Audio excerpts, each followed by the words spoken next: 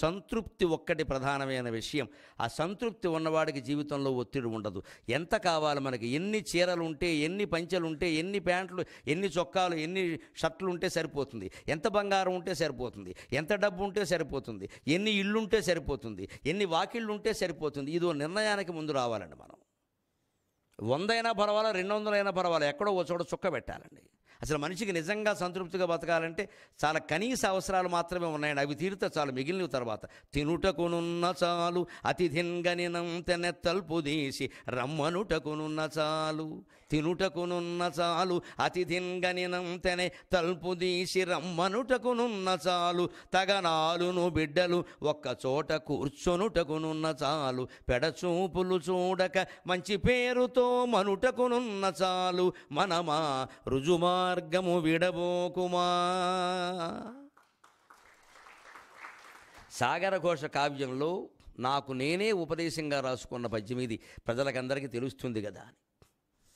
మనస్సు పక్కదారి పడుతుంటే, చాపల్యాల కోసం పోతుంటే చేసుకోవలసిన ఉపదేశం. నిజంగా సుఖంగా ఉండాలంటే తినడానికి ఉంటే చాలు, ముందు కడుపు నిండాలి కదా, లేకుండా ఉండలేం కదా. తర్వాత అతిథిని గనంతనే తలుపు తీసి రమ్మనుటకునున్న చాలు. ఇంటికి తింటుంటే అతిథులు ఎవరన్నా వచ్చారు, వాళ్ళకి అన్నం పెట్టకుండా మనం తినలేం కదా, అది మర్యాద కదా. ఆ మాత్రానికి ఉంటే చాలు మనకి, మన కోసం కాదు. ఇంటికి ఎవరన్నా ఒకరిద్దరు వస్తే అన్నం పెట్టడానికి ఉండాలి కదా, మన బడ్జెట్లో అది కూడా ఒక భాగం. అప్పుడు త్యాగం కూడా మనకు అలవాటు అవుతుంది.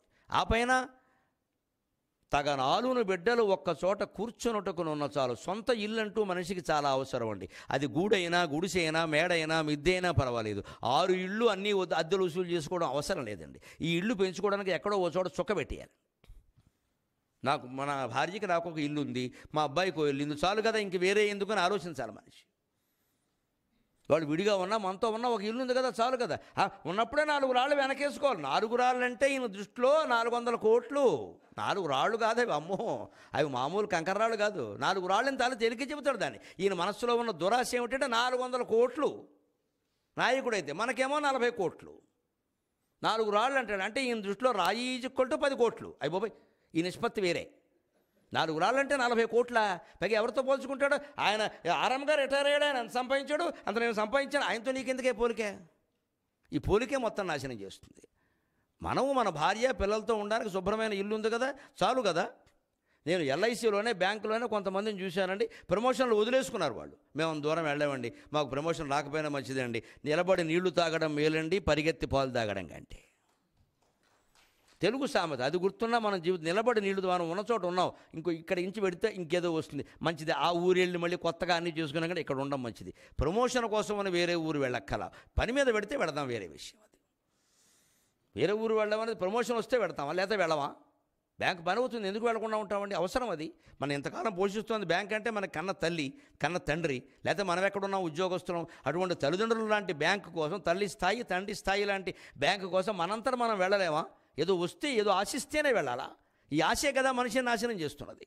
అంటే తినడానికి ఉంటే చాలు, ఎవరైనా వస్తే పెట్టడానికి ఉంటే చాలు. మన సొంతిల్లు అంటూ ఒకటి ఉండాలి. లేకపోతే ఇబ్బంది ఏమిటి అంటే, సొంతిల్లు ఉంటే తినడానికి ఉన్నా లేకపోయినా, కట్టుకుందుకున్నా లేకపోయినా అందులో బతికేస్తాం. అద్దెంట్లో ఉన్నామనుకోండి, అద్దె కట్టలేదని రోడ్డు మీద విసిరేస్తాడు సామాన్లు, మన దరిద్రం బయటపడుతుంది. అందుకని మన ఇంట్లో ఉన్నామనుకోండి, ఉంటే ఉగాది లేకుంటే శివరాత్రి, అదే సామెత. ఉంటే ఉగాది నాళ్ళ అన్ని పిండి వంటలు వేసి తింటాం, లేకపోతే ఇవాళ శివరాత్రి అనుకుని ఉపవాసం ఉంటాం. ఎవరైనా వస్తే ఇప్పుడే తినాలండి అంటాం. వాడికి తెలుసా?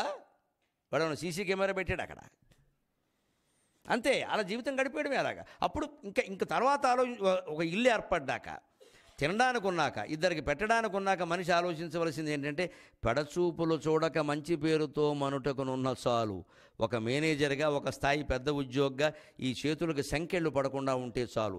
ఈ చేతులు నిత్యం శివార్చనకు ఉపయోగపడితే చాలు. చేతులారంగా శివుని పూజింపడేని, నోరు నవ్వంగా హరికీర్తి నుడువడేని, దయయు సత్యంబు లోనుగా తలపడేని, కలుగనేటికి తల్లుల కడుపు చేటు అంటాడు బమ్మెర పోతన్న గారు.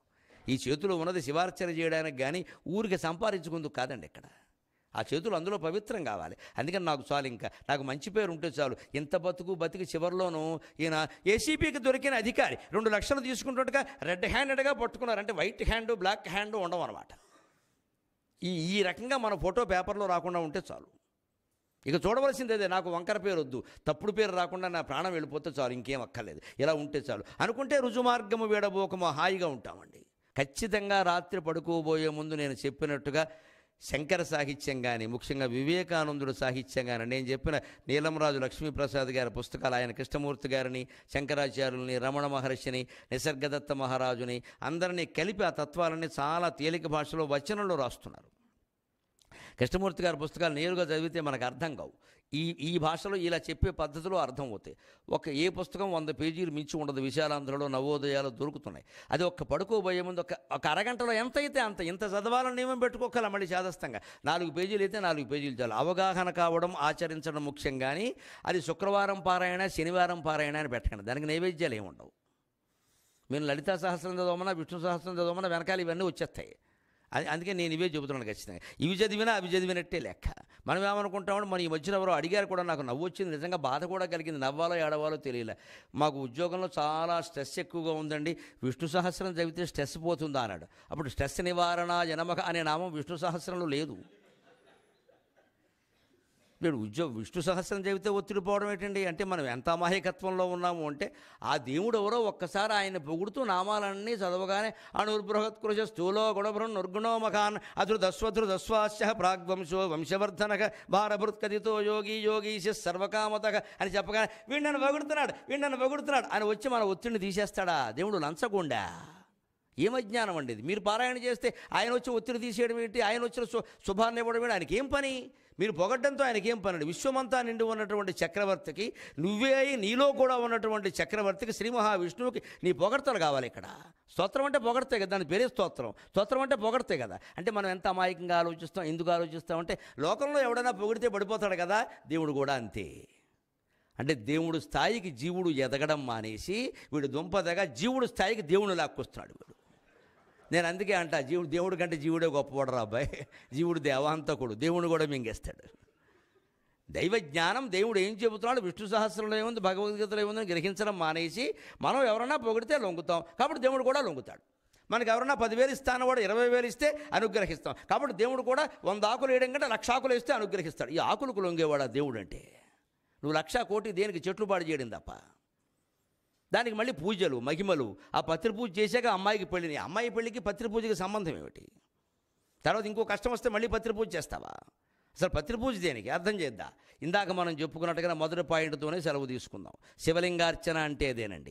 నడక వచ్చింది పోతుంది, స్పృహ వచ్చింది పోతుంది, మాట వచ్చింది పోతుంది, వచ్చిందల్లా పోతుంది అనే విషయం చూస్తే మీకు శివార్చన చూస్తే అర్థమవుతుంది. శివుడికి అభిషేకం చేస్తాం లింగాకారం కాబట్టి. విగ్రహానికి ఎప్పుడు అభిషేకాలు చేయకూడదు, అజ్ఞానం. లింగాకారానికి అభిషేకం చేయాలి, విగ్రహానికి అలంకారం చేయాలి. అందుకని అభిషేక ప్రియ శివక, అలంకార ప్రియో విష్ణువు. విగ్రహ రూపంలో ఉన్న దేవుడికి అలంకారం చేయాలి.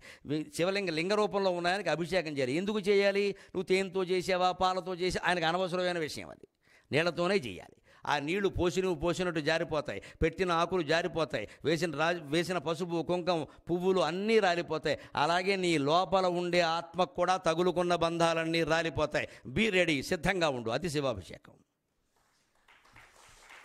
వీటిని ఇంకా పెంచుకుందామని చూడక, ఈ బంధాలు పెరగడానికి, ఈ బంధాలన్నీ ఆనందంగా ఉండడానికి అభిషేకం చేయకూడదు. ఈ బంధాలు రాలిపోతాయన్న విషయం తెలుసుకుని సిద్ధంగా ఉండడానికి అభిషేకం చేయాలి.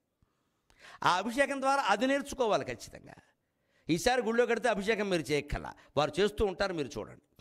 నా సొంత చేతులతో, ఈ సొంతం ఇది ఒక్కసారి ప్రాణం పోతే అయిపోయింది, బయట బారేసారు పెట్టుకెళ్ళి, చీమలు వచ్చేసాయి, పురుగులు వచ్చాయి. సొంత చేయమిటండి అర్థం లేనమాట. నా సొంత చేతులతో నేను చేస్తా. ఈ సొంతం అనే భావన పోవడమే దైవత్వం. ఈ చెయ్యి సొంతం, ఈ శరీరం సొంతం, ఈ ప్రాణం సొంతం, ఈ జీవితం సొంతం, ఈ సొంతం అనే భావన పోగొట్టుకోవడమే దైవత్వం. అంటే నా చేత్తో నేను చేశా, నా చేత్తో చేస్తే పైగా అందరికంటే ముందు నేనే చేశా, దీన్ని అహంకారం అంటారు. వాళ్ళతో నీకు పోలిక దేనికి? శివుడు లైన్లో నుంచున్న వాళ్ళని బట్టి ముందు చేసిన వాళ్ళకో ఫలితం, వెనకాల చేసిన వాళ్ళకో ఫలితం ఇస్తాడు. ఇస్తే శివుడు అవుతాడా? లంచగొండవడా? దేవుడు మనకి ఏం అర్థమయ్యాడండి? ఏం ఆలోచిస్తున్నామండి? ఆయనకి ఏదో చేసేస్తే మనకేదో జరిగిపోతుంటే, రాజకీయాల్లో దీన్ని క్విడ్ ప్రోకో అంటారు. నీకు ఇది, నాకు అది. మొత్తం దేవుడు రాజకీయాల్లోకి లాక్కొచ్చాం మనం. నేను అన్నిటికీ అతీతవరా, నువ్వు ఏమిస్తావనేది నాకు అనవసరం, నాకు కావాల్సింది నీ మనస్సురా. నిరంతరం నమశివాయ నమశివాయ అంటే నేను నీతోనే ఉంటానురా అని అంటే, అక్కర్లేదు నాతో ఉండొద్దు నువ్వు. మా పిల్లలు ఉండాలి, మా మనవలు ఉండాలి, మాకు 16 ఇళ్ళు ఉండాలి, మా వ్యాపారాలన్నీ బాగుండాలి, నువ్వు గుళ్ళో ఉండాలి. నీకు కాసిన తేనె పోసేస్తాం. నువ్వు ఇక్కడికి రావద్దు, నువ్వు గుళ్ళో ఉండు, నీకు తేనె పోసేస్తాం.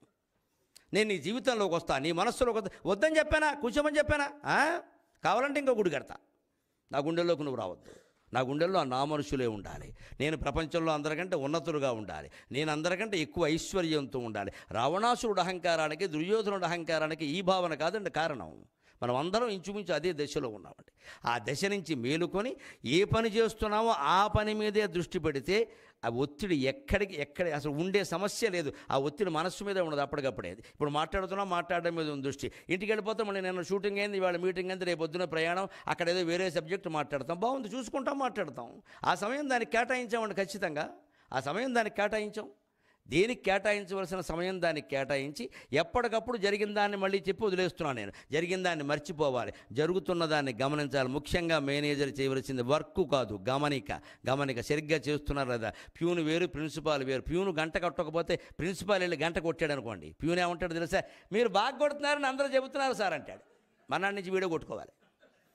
మేనేజర్ స్థాయిలో ఉన్నవాడు ఎప్పుడూ పని చేయకూడదు, చెయ్యి అంతే, ఒక గద్దింపుతో జరగాలి పని. అంతేగా నువ్వు చేయకపోతే నేనే చేసుకుంటా, ఆ కాగితాన్ని నా మొహాన్ని బారేనంటే ఉన్న పని కూడా బారేస్తాడు. మేనేజర్ అన్నదాన్ని కొంచెం చేయించడం కోసం తప్ప చేయడం కోసం కాదు. ఇది నేనే అన్ని పనులు చేసుకుంటానంటే నాకు ఎవరన్నా చేస్తే నచ్చదు, ఈ మాట చెప్పద్దు. ఇక్కడ ఈ మాటలు ఇంట్లో నడుస్తాయి, ఆఫీసులో నడవవు. ఎవరన్నా సర్దకపోతే నేను సర్దుకోవడం ఇంట్లో. కాబట్టి ఎవరన్నా భార్య నాతో సమానం, ఆవిడ నా పిల్లలు వాడికి 25 ఏళ్ళు పై దాటే వాళ్ళు నాతో సమానం. నేను ఊరికే ఆజ్ఞాపించడం ఎంతకాలం ఇది. అందుకే మనం చేస్తే ఒకసారి చూడగానే గౌరవం వల్ల చేసేయాలి. వెంటనే వాళ్ళు చేసుకుంటున్నారు, ఆయన చదువుతున్నారు, వెంటనే చేస్తారు అప్రయత్నంగా. ఆఫీసులో ఎలా ఉంటుందో తెలుసా, గౌరవంతో ఎవరు చేయరండి, చేసుకొని మనదేం పోయింది, అది కూడా తప్పింది అంటారు తప్ప గౌరవం ఎవరికి ఉండదండి అక్కడ. అది ఖచ్చితంగా చేయించాలి. ఎందుకు చేయవు నువ్వు? గుడ్లు ఎర్రబట్టాలి, మళ్ళీ లోపలేం ఉండద్దండి, గుర్తుపెట్టుకోండి. ఆ ఎర్ర చేసిన గుడ్ల తాలూ కనుగుడ్ల ఎరుపు మీ లోపలికి ప్రవేశించిందంటే రజోగుణం అయిపోతుంది, అది బంధించేస్తుంది. ఇంక తర్వాత కూడా ఉద్యోగం కనపడినప్పుడల్లా కళ్ళు ఎర్రబడిపోతూ ఉంటాయి. లేదు, మళ్ళీ మర్నాడు కనపడగానే అంతే, ప్రసన్న వెంకటేశ్వర స్వామి, ఏమీ తిరుగులేదు. ఇంకా అబ్బే ఉందయ్యా, ఏదో నిన్న గురించి అలా అన్నానయ్యా, నా ఒత్తిడి నాకుంది, ఏం చేయమంటావు అనగానే ఆయన వెంటనే చల్లబడిపోతాడు. ఇలాగా ఏ నిమిషానికి ఆ నిమిషం ఆ పని మీదే దృష్టి పెడుతూ వెంటనే దాన్ని మర్చిపోతూ ముఖ్యంగా జరగబోయే పరిణామాలకు సిద్ధంగా ఉండాలి. ప్రమోషన్లకు కాదు, ప్రమోషన్ రాకపోయినా సరే, ఇక్కడ ఉండడం కాదు, ఇంకో చోటికి బదిలీ చేసినా సరే, అవసరమైతే ఉద్యోగం మానేయవలసి వచ్చినా సరే, ఒక పౌరుషానికో ఆత్మాభిమానానికో నీతికి కట్టుబడో మానేయవలసి వచ్చినా సరే మానేయవలసిందే. అనుమానం వల్ల బలిచక్రవర్తి రాజ్యం వదిలేశాడు, శాశ్వతంగా మిగిలిపోయాడు. విష్ణువుకు మాత్రం మాయ చేశాడనే మాట మిగిలిపోయింది, ఎంత దేవుడైనా సరే. బలిచక్రవర్తి త్యాగపురుషుడయ్యాడు. విష్ణువుని గురించి ఎంత గొప్పగా చెప్పినా ఆ విషయం వచ్చేసరికి అలా చేయకూడదండి, మాయ చేశాడని అంటారు. దేవుడికి కూడా మాయలాడు అని పేరు వచ్చింది. త్యాగం చేసినటువంటి రాక్షస చక్రవర్తికి త్యాగమూర్తి అని పేరు వచ్చింది. ఏది గొప్ప గుణమో దయచేసి గ్రహించండి. ఆ విలువలకు మనం కట్టుబడి ఉందాం. ఏ క్షణం ఆ క్షణం మీద దృష్టి పెడదాం. జరగబోయే దాని గురించి వద్దు, జరిగిపోయిన దాని గురించి వద్దు. ఆ క్షణం మీద, వర్తమానం మీద దృష్టి పెడితే ఒత్తిడి అనేది ఉండదు. ఎన్ని వందల పనులైనా చేయొచ్చు, ఎన్ని వందల పనులు చురుగ్గా చేస్తున్నా సరే మనస్సులో ఎప్పుడు నిశ్శబ్దం ఉండాలి. నిశ్శబ్దం అంటే మాట్లాడకపోవడం కాదు, ఆలోచించకపోవడం. ఏ పని చేస్తున్నామో దాని మీదే దృష్టి, ఆలోచించదు. ఒక గుండు సూదికి చివర సూదిగా చెక్కుతున్నవాడు కార్మికుడు ఆ గుండు సూది కొస మీద దృష్టి పెట్టాలి, అప్పుడు ఖచ్చితంగా సూదిగా వస్తుంది. అది వీడు దృష్టి మారిందనుకోండి, గుండు సూదుల చివర ఓ బొడిపు వస్తుందని చూసుకోండి. కొనుక్కున్న సూదులు ఎలా దానికి ఓ బొడుపు ఉంటుంది, ఇంకా దాని పేరే గుండు సూది. ఈ పక్క గుండు ఉండాలి కానీ ఆ పక్క కూడా గుండు ఉంటే గుండు సూది డబల్ గుండు సూది అవుతుంది. అది గుండు సూది అంటే ఓ పక్క గుండు ఉండాలి, ఓ పక్క సూదిగా ఉండాలి కదా. ఈయన సరిగ్గా దృష్టి పెట్టకపోవడం వల్ల ఏమైంది, కొంచెం ఇనుము అక్కడ మిగిలిపోయింది, అక్కడో గుండు తయారైంది. 2 గుళ్ళు ఉంటే గుండు సూది అనరు, దాన్ని డబుల్ హార్స్ మినపగుళ్ళు అంటారు. ఎందుకు జరిగింది అది? ఈ కార్మికుడు చేసేటప్పుడు దాని మీద దృష్టి పెట్టలా, ఏదో ఆలోచిస్తున్నట్టు అక్కడ వచ్చి పానిద్ద అన్ని వేల లక్షల గుండు సూదులో ఇది ఒక్కటి ఎలా అయితే కుదరదు. అలాగా నీ పని నువ్వు చేయాలి. ఆ ఒక్కటి కూడా లెక్కే, ఆ ఒక్కటి కూడా ఒకడు కొంటాడు, దానికి డబ్బిస్తున్నాడు అక్కడ వాడు, పైసవని రూపాయవని. మనకు అప్పగించిన పనిలో ప్రతి క్షణము ప్రతి విషయము ఖచ్చితంగానే ఉండాలి. అంటే గుండు సూది కొస మీద కూడా మనం దృష్టి పెట్టాలి. ఈ ఒక్కటేమైంది అనే మాట రాకూడదు. అది సరిగ్గా వర్తమానం మీద దృష్టి పెట్టడం అంటే ఖచ్చితంగా ఆ క్షణం అనేది భగవద్ రక్షణాన్ని కలిగిస్తుంది. ఆ రకంగా మీ ఒత్తిడి దూరమై మీకు భగవద్ రక్షణ కలగడానికి, జీవితం పట్ల ఒక ఆత్మవిశ్వాసం ఏర్పడడానికి నా ఈ ప్రసంగం ఏమాత్రం ఉపయోగపడినా నేను ధన్యుణ్ణి. నాకు ఈ 4 మాటలు నేర్పిన మా అమ్మ ధన్యురాలు. స్వస్తి.